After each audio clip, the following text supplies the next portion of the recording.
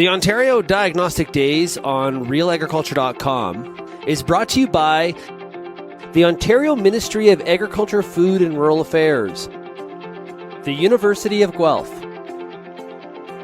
Ontario Soil and Crop Improvement Association, Grain Farmers of Ontario, Agris Co-op, BASF Canada, Bayer and DeKalb, Corteva and Pioneer, Great Lakes Grain, Mosaic, the Mosaic Company, Pride Seeds, and Syngenta.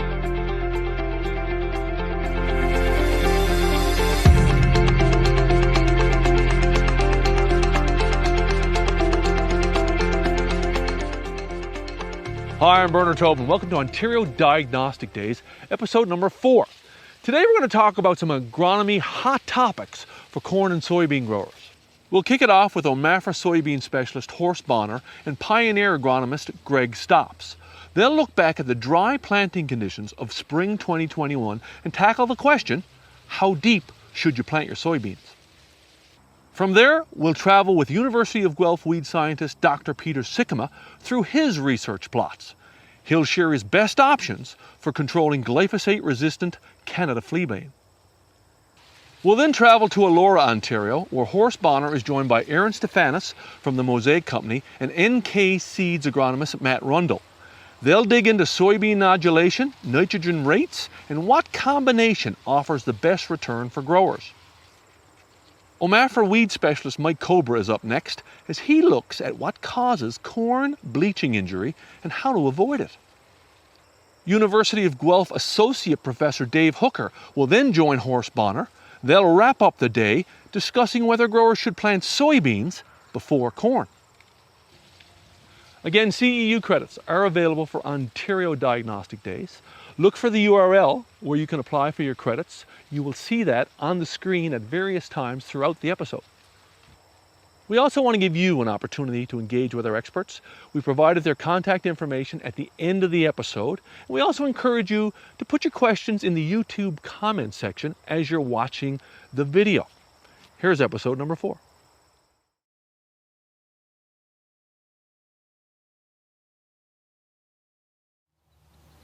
Welcome, it's Horst Bohner, and it's my pleasure again to have Greg Stopps here, another Diagnostic Day session. We've pulled out the planter, and Greg, we're going to think a little bit again about planting depth. You know, I hit on this pretty hard last year, and we said 1.5 inches is the general recommendation if someone just asks you and you don't have any other information. And we proved that last year. We had some real nice data. And then this year, totally different conditions, right? Dry, dry, dry.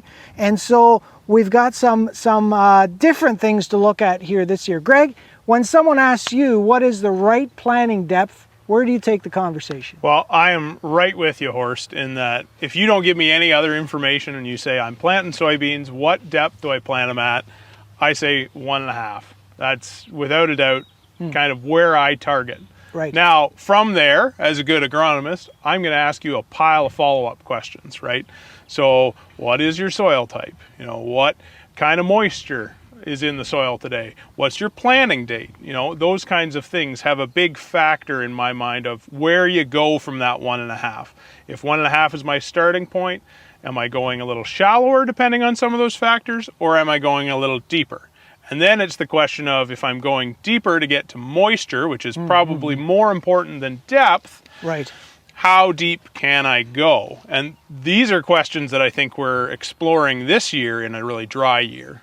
Yeah, no, absolutely, right? And so when you think about depth and that little seed, we're quite comfortable. And again, last year we showed it 2 inches, no problem. And we hit on that many times that you got to be into depth, maybe as much as half an inch, or it dries out, right? And so 2.5, I'm still okay. Sometimes the plant stand isn't the 100% anymore, but I'd rather have that than dry soil. Okay, but now 3. Is that okay? 3.5, you know, and where does it stop? I'll tell you, my comfort zone stops at 2.5 inches. What do you think? I think I'm right there with you. I think, you know, we've looked today at a handful of plots we've got here that are 1, 1.5, 2, 2.5, and we see that progression as we go through it, right? Where 1's okay, it was maybe a little dry and didn't fully imbibe, right? So there's a few plants missing. 1.5 is looking really good. 2 here is looking almost perfect, and 2.5 starts to look a little less good again, right? A few of those are just not pushing up, right? So you've reached that kind of barrier there at 2.5, and both you and I start to get a little bit more uncomfortable. In the right soil type, lighter soils, for sure, you can still get push from most soybean varieties, maybe not all edible varieties, from 3 inches. But it gets a little bit more touch and go and be a little bit beyond my comfort range, right? So it comes, the big question for me is, where's your moisture at? Yes, right? yes. So, and if my moisture is barely at 2.5, is it worth trying to go to 3? I don't think so. You might be better planting shallow, dry, and hoping for a rain, or just holding off planting till the forecast has a bit more guaranteed chance of rain, or until after a rain, right? And certainly temperature has quite an impact, right? If it's 25 or 28 degrees, beans have such an incredible push. I'm much more comfortable, and that's one of the issues when you get into April planting. I actually feel more comfortable going shallow, looking for heat. Right, heat and dry soil too, because it's so wet underneath. But so playing that game in April is a little bit different too, though, because if you're looking for heat to get those beans up and running faster, you got to think about where your frost-free date is as well. And we saw more than enough frost early into May this year that if those beans are up, they're susceptible to a bit of damage, right? Yeah, fair enough. Okay, so now I'm in the field. I want to measure, let's say I'm aiming for 1.5 inches. How do you accurately measure where your seed is? Because sometimes there's a bit of a ridge, right? Especially with my planter, if I'm running the coulters up front because I've got corn residue. You know, how do you do it, Greg, when you're measuring the depth? Yeah, it can be really difficult to measure that depth. Like you say, different setups, different planters, different approaches to cultivation in the field, right? Different soil types can create kind of a light, fluffy soil that packs down a little differently. Where do you measure from? And so what I like to do when I'm measuring seed depth, whether it's beans or corn, I like to try to make sure I level off a little piece above the trench, make sure that like I know that's the true ground level. It's not just fluffed up. You know, I pat my hand down on it a little bit. Sometimes I'll use my hand or a stake or maybe even a screwdriver or something, whatever's flat, to kind of just lay it across the top of the trench. And then I usually pull out a little seed digger, but you know, these things are hard to find when you really want them. So sometimes you just use your finger, right? And I go against that flat edge, sitting along the top of the row, right? Knowing that that's kind of my soil surface. And I sink the measuring tool or my finger down to the top of the seed. And I kind of go from there to determine depth, right? Now you hit on something there, and it sounds like we're getting maybe a bit too academic, but some people say you got to go to the bottom of the trench. Some people say middle of the seed. I know we're splitting hairs here, but are you comfortable with the top of the seed? Because if you asked me, I'd say, you know, probably a bit deeper than that. Yeah, I think I'm usually comfortable with the top of the seed. Okay. There's other things I'm looking for at the same time, though, right? Where I'm looking to make sure that seed is nicely pressed into the bottom of the trench. Fair enough, Good seed to soil contact, right? If that seed is pressed in there nicely, you know, whether I'm measuring from the exact middle of the seed or the top of the seed, it's going to be a few millimeters difference. But you know, I'll be able to visually tell, is it at roughly 1.5 or is it at 1? That's a big difference, right? The few millimeters top to middle, not a big deal. Yeah, fair enough. So sometimes I get the question later on in the season, you know, my beans didn't come up properly. I thought I was planting at 2 inches, but it seems like they're in deeper, right? And you know how this equipment is, and soil has so much to do with it, how fluffy it is. Is there a way with soybeans to determine from the root structure, similar to corn, after it's emerged, how deep you planted it? I really wish there was. Yeah, me too. But the reality is there isn't, right? I think you can try here and there, right? You can try to pinch your finger at the soil surface, and if you can get the bean out without breaking all the roots, you can make an approximation, but it's really not reliable. I don't like doing it that way. It's just not as easy to tell. If you catch it early enough and you can still find that seed coat down there, maybe. If you catch it kind of while it's still germinating, before it has emerged, you can tell the depth. Yeah. But there really is no reliable way once it's emerged to tell what depth it was planted at. So the final thing we're going to do with this planter here is we're going to set each of these row units at a different depth, going from, actually, we're just going to throw some seed on the surface for fun. Sounds crazy, but Greg, I think if it rains, some of those will Some of those will come, yeah. So as deep as it'll go, which according to the setting would be 4.5 inches. We'll see how deep we can actually get. And I think it's going to tell a really interesting story in terms of what you can get away with respect to planting depth. Now let's take a look at some of the plant stands we found. You can see that for the first planting date, it was too shallow to go 1 inch. And of course, it was quite dry, so that makes sense. And it was also quite cool. So the 2.5 inch beans had a small reduction in plant stand over the 1.5 and 2 inch. But then the May 18th, really only the 2.5 inches showed a small reduction. And you can see a similar trend for the June 7th planting. But we had a rain soon after, so you can really tell that 1 inch and 1.5 inches did quite well, considering how shallow the 1 inch was. But there you go. If you get some rain, you can get away with that even. Here are the plant stand counts for those rows, 2 different varieties. And it just goes to show they do respond a little bit differently. But really at 3 inches, that's the obvious break there. Too deep for soybeans, and so that's why we say 2.5 is about as deep as we feel comfortable with. Anyway, there you have it. We'll take those to yield, and it'll be really interesting to see if 1.5 inches is the winner this year, with it being so dry, or maybe the 2 inch will be superior this year.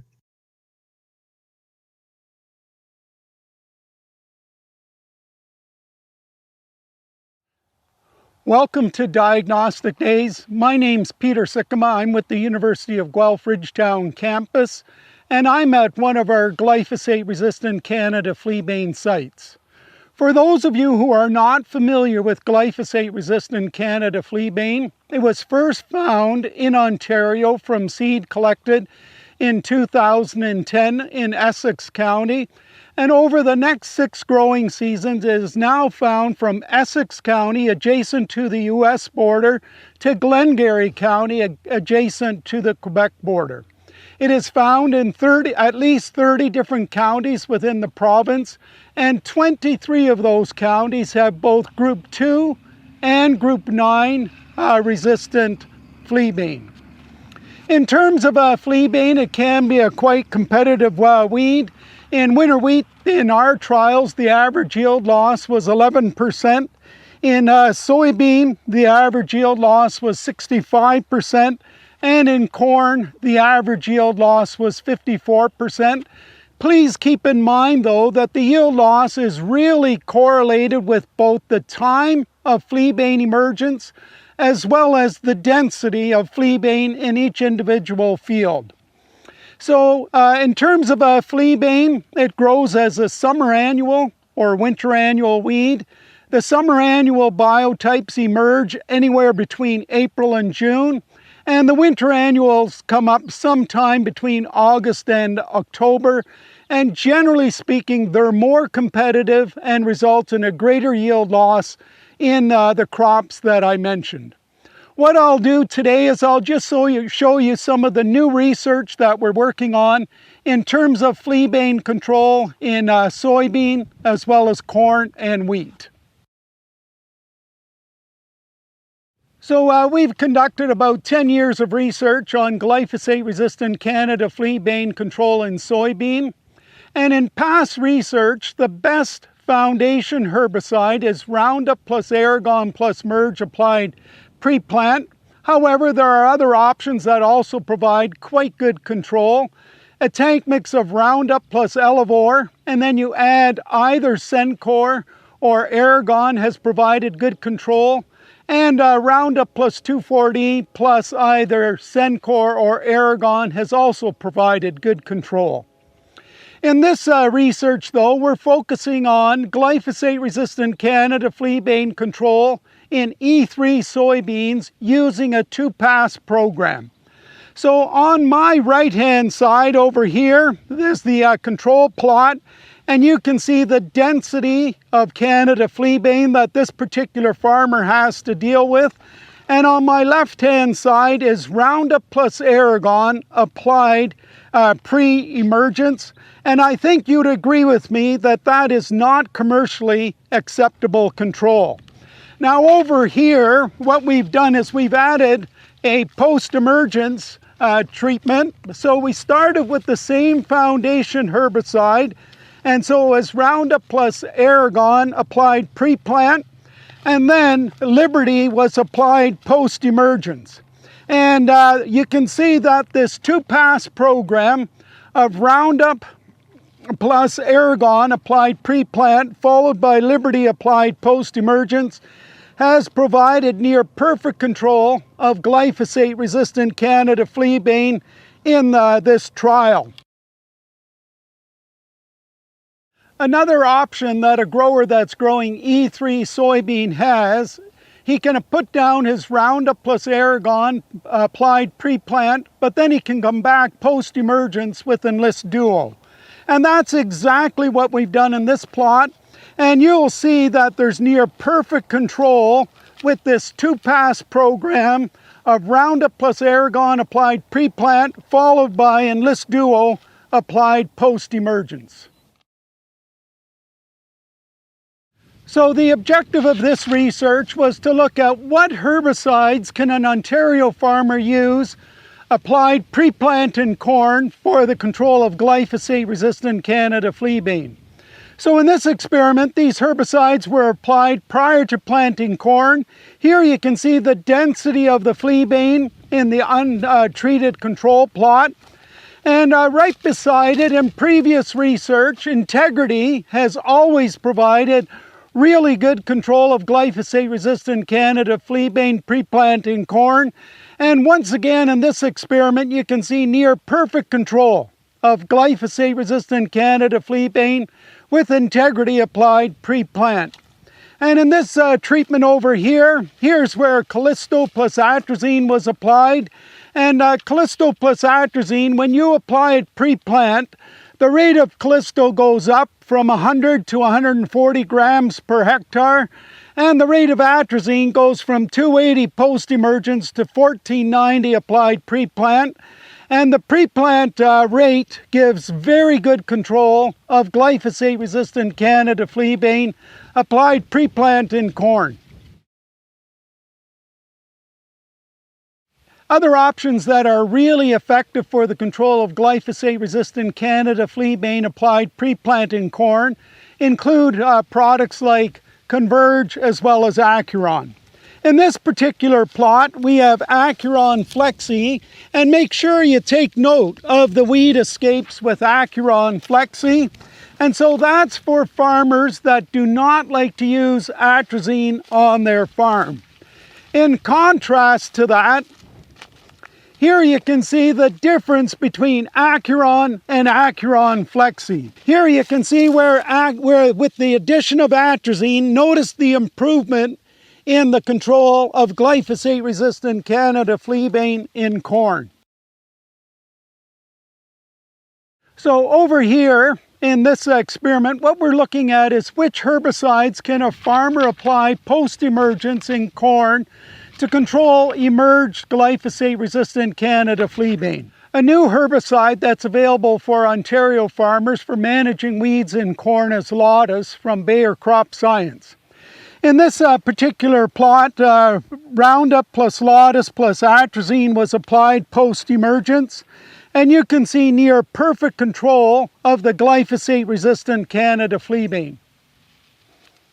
So there are some areas in Canada where the use of atrazine is restricted, and so in this particular plot it was similar to the previous one, but instead of tank mixing Roundup plus Lotus with atrazine, here it was Roundup plus Lotus plus bromoxynil or partner, and both atrazine and partner increase reactive oxygen species in the plant. You get that same synergistic increase in control, and notice that you have near perfect control of glyphosate resistant Canada fleabane with Roundup plus Lotus plus partner in this plot.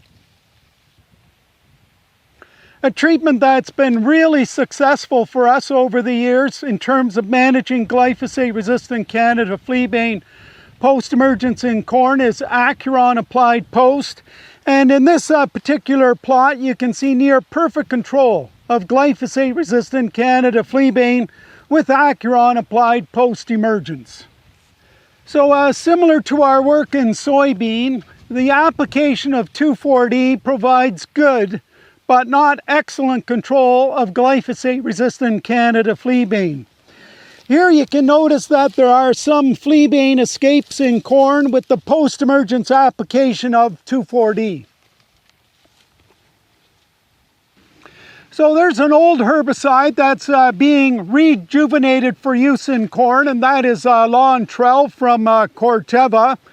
It's my understanding that the price has come down considerably in terms of Lawntrel use. Lawntrel is a very good glyphosate-resistant Canada fleabane herbicide. And notice the excellent control with Lawntrel applied post-emergence in this plot.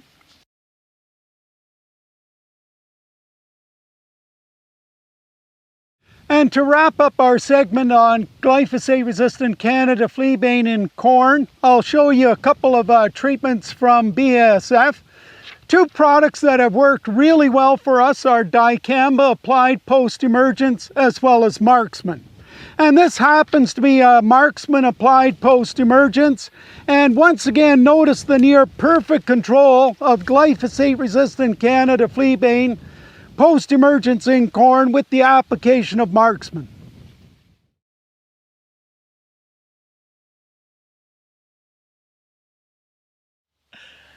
Okay, now we're going to talk about nitrogen in soybeans. We know that soybeans need a tremendous amount of nitrogen, so why not help them out by feeding a little bit of fertilizer? So I'm here with Aaron Stevanus, and we're going to talk about two aspects. One is early season nitrogen application, maybe to try and deal with some of that corn residue that is such a problem, especially in no-till.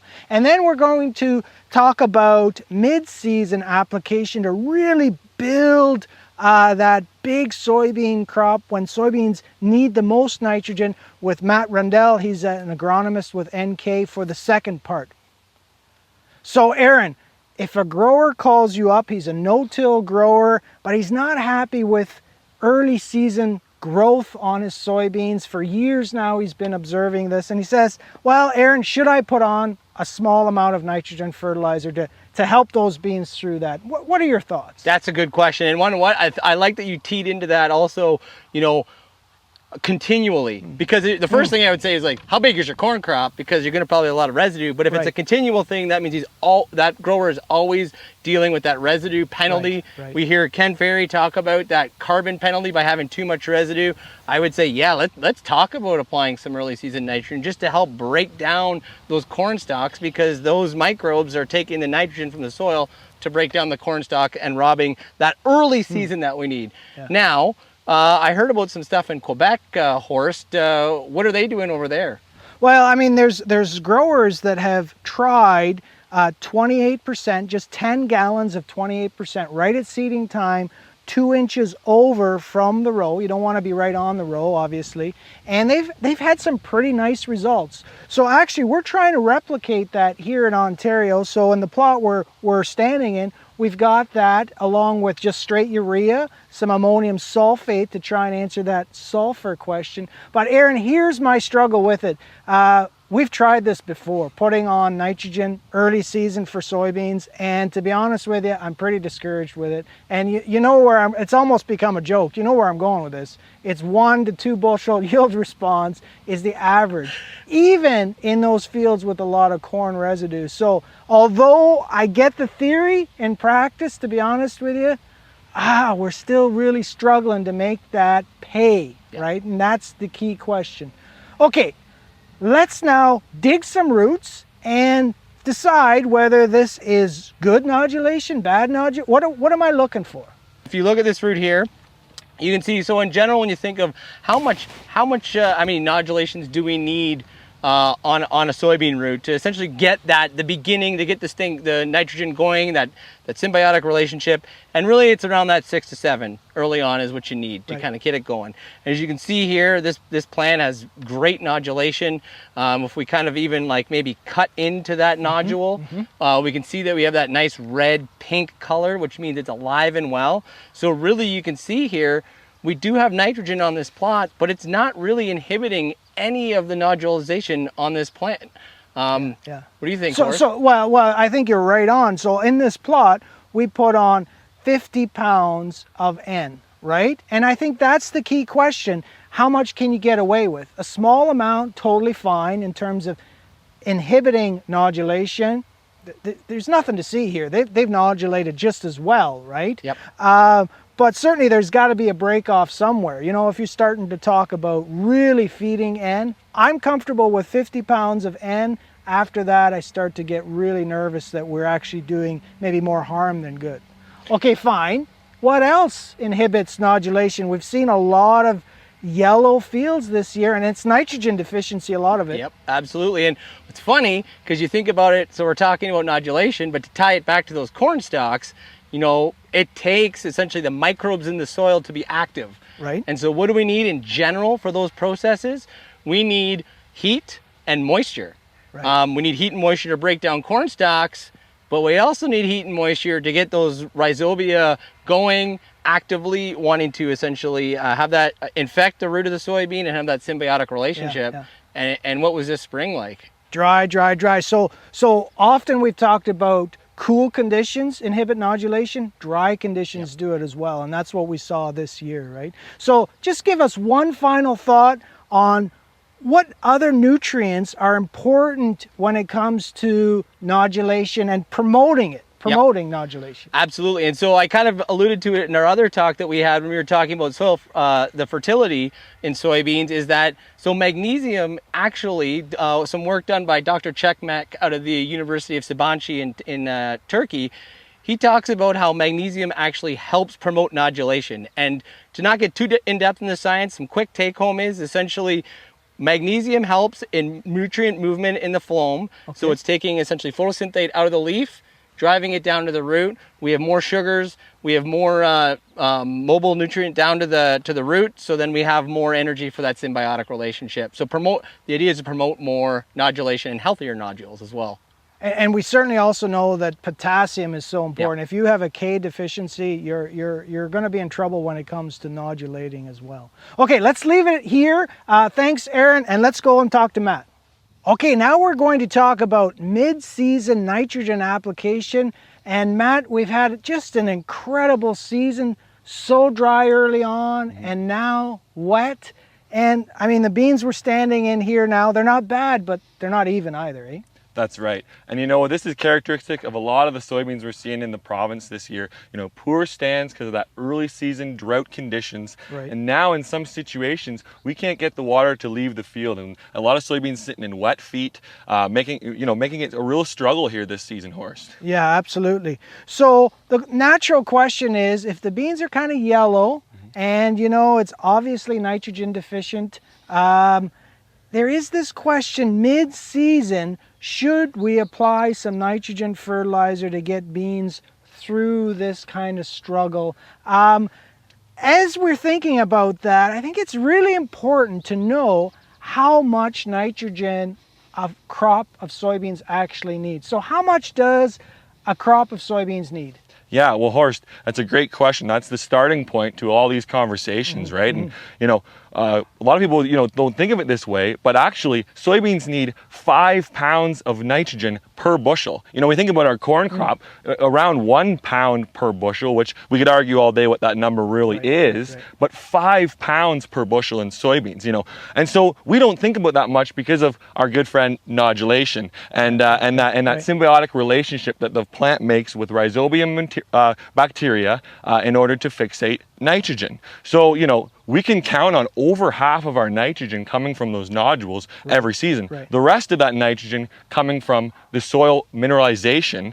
Well, when we talk about the in-season nitrogen in a field, you know, like this, you know, these wet feet, a lot of times we just need to have patience because those nodules will continue to, you know, to produce nitrogen we need. And we start going down that road of feeding a crop with N, well, then we're down to feeding that entire crop. And so really that you know, when we think about that narrative as far as what a 50 bushel crop would need, that's 250 pounds N, Horst. Right. And I think that's the crux of the problem.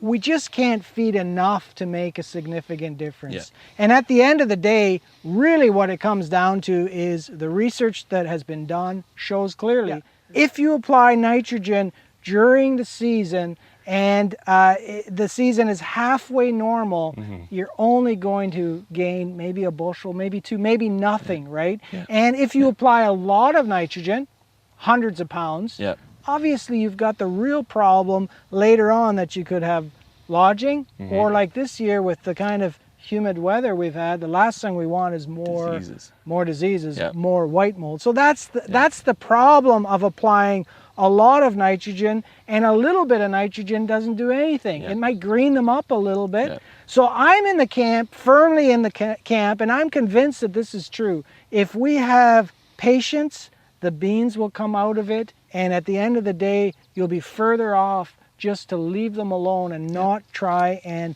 feed a significant amount of nitrogen at this stage. Now, okay, so the next question comes up though, what about fields that had a complete nodulation failure? First time field, maybe even inoculated, still no nodules. What's our recommendation then? Because surely we need some nitrogen then. Yes, for sure, Horst. Well, you know, the OMAFRA, the data that's been done shows that 50 pounds of actual N is actually a really good starting place for those fields. Am I right, Horst? Yeah, 50. And I would say with today's prices, and it depends a little bit on the potential of that field, right? If it's a 35 bushel kind of field, 50's lots. But if it's 60, I'm okay with even going to 70 or 80, but certainly not 200. And the rest comes from exactly what you said. It comes from the soil anyway. From the soil anyway. So we have to talk about form. You're doing some really interesting trials where actually we're pushing. Can we get 100 bushels? That's the goal, right, Matt? That's the goal. That's the goal. And some of them look awesome, by the way. Some of them look really good this year with the moisture we've had.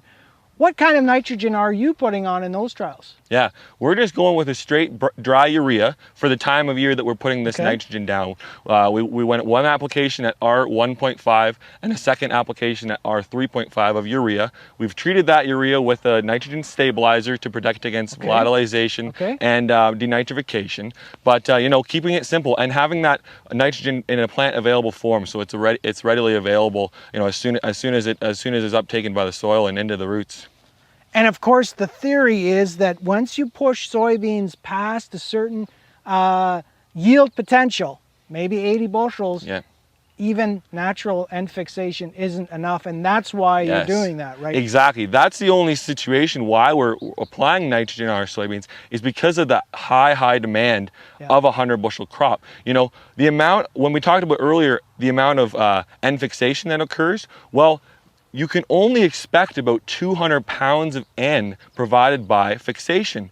What happens after that point is uptake continues to climb as your yield increases, but that nodulation can't keep up. So the simple math, Horst, of what we decided to do with these trials for 100 bushels, we can count on 200 pounds from fixation. Okay. We can count on 100 pounds of soil mineralization as rough guidelines, 5% organic matter and 20 pounds of N per percent organic matter in a season. So that's another 100, so we're at 300. So we've actually applied 200 pounds of nitrogen as urea in those 2 applications of N in these trials. So let's wrap it up. Excellent discussion. Here's the problem with nitrogen on soybeans. Yes, we can get a couple bushels here or there, but it's almost never 5 or 8 bushels. Yeah. So the economics just aren't there. Leave the beans alone. Leave the rest of this up to researchers like Matt, and let's figure this out before we start applying nitrogen on a big scale. Yeah. Thank you.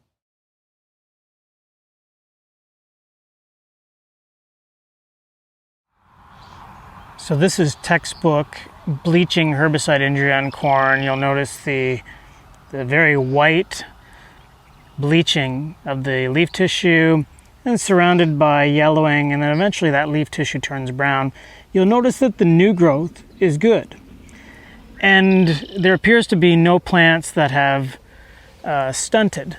So that's a good sign as well. Less impact if there's no stunting and not injury on the new growth. So my suspicion is that if we come back here in even, 5 days, that this injury will have subsided quite a bit. You'll also note on some of these plants the remnants of some tissue damage from frost, from a lot of cool temperatures in the morning about a week ago. So yeah, we're seeing some bleaching injury here. We'll look throughout this field to see if we see any patterns. There's a couple of explanations for why you might see more bleaching injury in some fields. So let's go through that. Here's an area where we see a little bit more of the bleaching injury. It just happens when we step this off to be about the spot of the headlands where you're bound to see a little bit of overlap. And so rate is a factor as to why you see herbicide injury, of course. And so, assuming that the labeled rate went on this entire field, in areas like this, you might have a slight overlap, so twice the labeled rate, and then naturally you're going to see some injury as a result. When products are approved for use, they have to show acceptable crop safety and no yield loss at twice the labeled rate to deal with situations like this. So we clearly have an overlap here. The majority of the field, though, looks pretty good. Let's see if we can find other patterns. Here we don't see very much injury at all. And then there's just a section in here where there's more, and it's maybe tough to see in the camera. You can see the odd, it's easier with the naked eye, but I assure you, as we'll zoom up to some of these, you'll see random plants that are showing injury. So here's an example in here of a plant that has that bleaching injury, and right beside it a plant that is completely unaffected. And there again you see a plant that's bleached. So all this to say is then you want to look at varietal sensitivity or hybrid sensitivity. And does this hybrid have sensitivity to bleaching herbicides? Is this a hybrid that is, refuge in a bag? So a portion of the seed is a different hybrid, and is that hybrid sensitive? So those are things you rule out too. So 1, you look at rate. 2, you look at stressful conditions. Is there frost? Is there compaction that might lead to additional injury? And then you look at variety as things to rule out. So let's contrast and compare injury symptoms. So here, again, typical bleaching injury with the white tissue, yellow, followed by brown. You'll notice that the new growth there is not affected, and plant height is not affected, especially when we compare it to plants that have not been affected. So in these kind of cases, the injury is very cosmetic and will have almost no impact, if any, on yield. Another place to look at in terms of looking at different rates is like corners of the field, where maybe if the sprayer takes the corner, you're more likely to see higher rates. In areas like this, where it's either had a higher rate, which is kind of what it looks like in this row, or a higher rate combined with stressful conditions, and you see the new growth is affected. Here we have, kind of almost like a buggy whipping effect. It's affecting the plant's ability to put out new growth, and it's stunted plants. Then naturally these are circumstances where yield will be affected. It's just a question of how much. But here there's evidence that this was quite a high rate that went on in this particular area. And so here we are 7 days later from where we last looked at this field, and pretty much all the bleaching injury is gone at this point. See the odd leaf there, but most of this corn has rebounded very nicely, has grown quite well. And the only really noticeable bleaching injury is where there was clearly a fairly high rate, but this section of the field 7 days ago, had the odd plant along every row that had some bleaching injury. It is no longer visible. But you'll recall we did look at some plants last week where there was much more visual injury and a lot more stunting, right? Where the new growth was being affected, like we see it here. And this is just a super high rate of product, clearly, magnified by some maybe other additional stresses. And so now we have stunting, especially when we compare it to the unaffected rows there. Now there's quite a difference there in terms of corn. And that's when herbicide injury starts to impact yield, is when you see plants that are stunted, whereas otherwise the growth would be perfectly fine.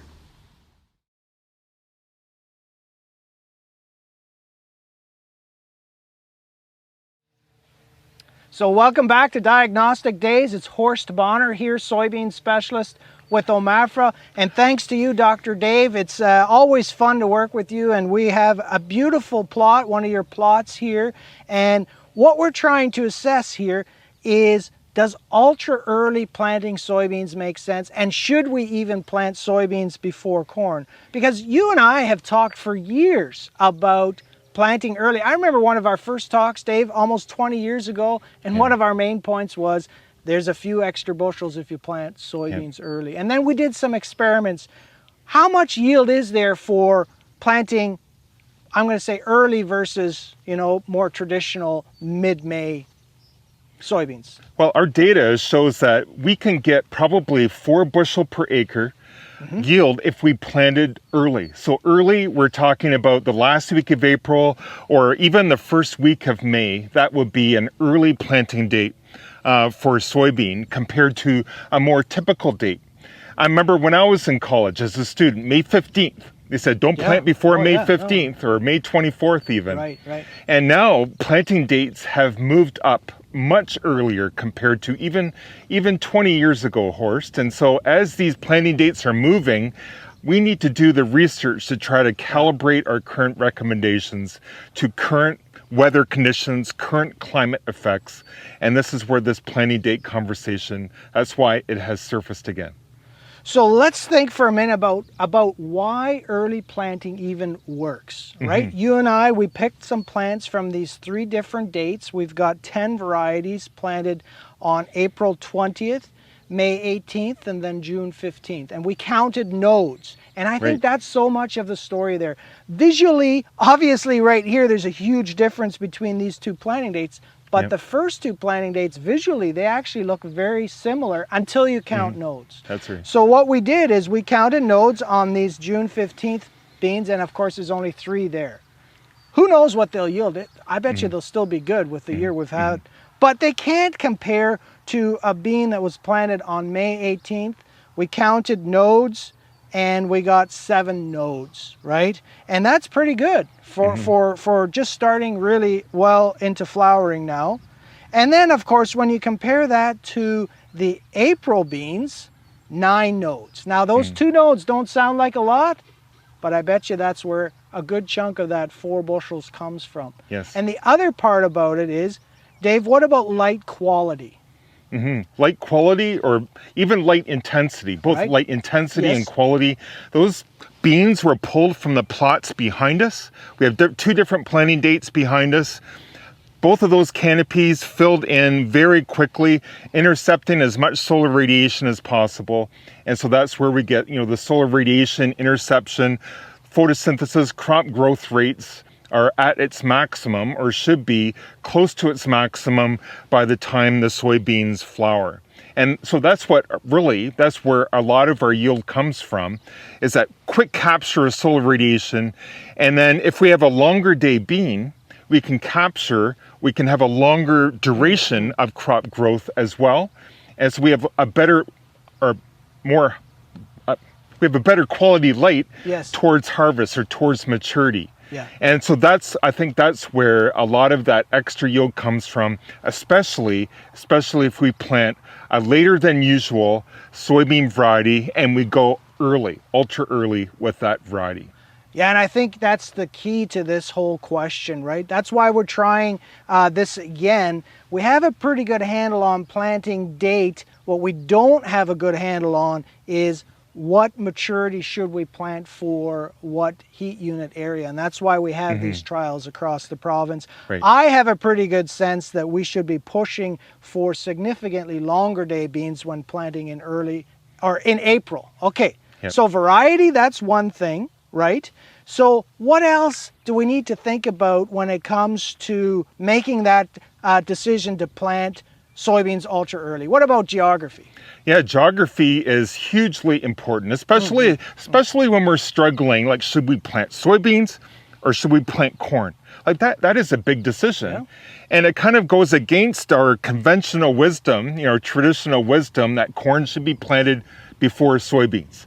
Corn, bushel per acre per day, like we've been told that for years and years. But we know as well that soybeans lose yield potential as well. Yeah. And I know in our previous research, we've done quite a bit of research in planting date in corn. We know that corn yield starts losing yield very early. That plateau where the maximum corn yield is attained is very narrow in early growing season areas. And so in those areas, Horst, I would be planting corn first before soybeans, because we know that that's an effect in the early growing season areas. Yeah, Dave, and I'm with you 100%. And the other thing that we really got to think about, even though they're both base 10 crops, and what I mean by that is that they don't really grow until it's above 10 degrees Celsius. The issue is the seed physiologically is different.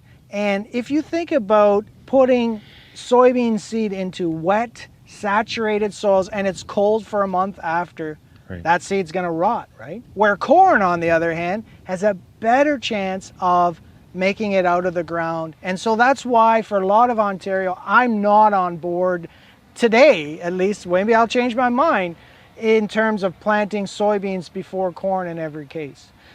So one of the main reasons traditionally we haven't planted soybeans ultra early is just frost, right? And we did have some growers further north and eastern Ontario that had to replant due to frost. So how do you bring that question into the decision making, Dave? Well, the frost is definitely a risk factor, and that keeps people out of the field or makes them want to plant corn before soybeans. Soybeans, the growing point is above the soil surface. As soon as the bean plant emerges, the growing point is above the soil surface, and that plant essentially is susceptible to frost damage. And the risk of that happening, Horst, is much greater up north than it is in the southwest. And we need to mitigate those risk factors as much as possible. So Dave, do you see a day in the future where in the southwest here we'll plant soybeans, all of soybeans before corn, and in the north maybe it'll be the other way around? I don't know, to be honest with you. I could imagine it. We've done stranger things. Right. And the trends are changing. Yeah. In agronomy, as climate is changing, as we're figuring out how genetics interacts with the environment and what management that we can do to maximize the yields with minimal expense input. These are some of the things that don't cost any money. We're deciding whether to plant early or a different maturity group soybean or different hybrid of corn. Those really don't cost anymore. It's not a different input. And so these are some of the decisions. This is how we can tweak our management in order to get the most economic yield out of our corn and soybean crops. One final thought for you. Surely if we're going to plant ultra early, there's only one window often in April where it's fit. And what I'm getting at is I think the field prep has to be done in the fall, whatever that means for the grower. But what we're talking about is in April, as soon as the ground is dry enough, you don't have time to mess around with tillage and all the rest of it. It is time to plant, maybe just one pass of tillage or something like that. Yeah, that's right. Yeah. Anyway, Dave, this has been an excellent discussion, and I can't wait to see the results. I think we're going to have some incredible data here, and let's see if it makes sense to plant soybeans before corn. Yeah. So there you have it. We hope you enjoyed episode number 4 of Ontario Diagnostic Days. We'll be back again on September 14th with a new episode. We'll be talking soil health, nutrient management, and water. We'll see you then.